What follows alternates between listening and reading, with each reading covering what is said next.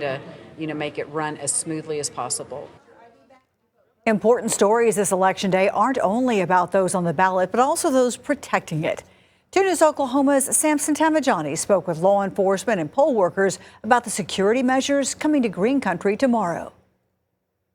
With early voting numbers shattering records, Oklahomans are already challenging the status quo this election season, but that can also be a double-edged sword, as I learned from those set to work the front lines. 146, and I'm an inspector, and there's a clerk and a judge. Jana Brookover is one of dozens of election precinct inspectors in Tulsa County. It's her second time working a presidential election, and it might also be her busiest. But harassment or people breaking the rules, has that been a concern at all this year?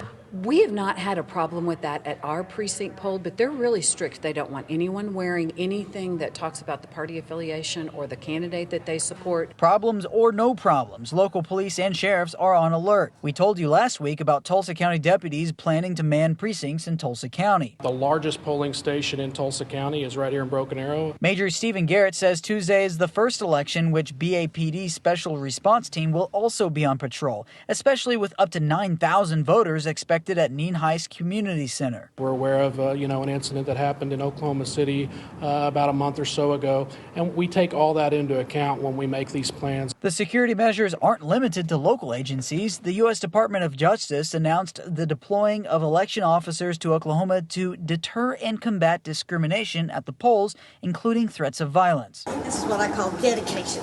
These poll workers tell me they have simple requests. Any advice for people to follow directions or interacting with poll workers like yourself, maybe?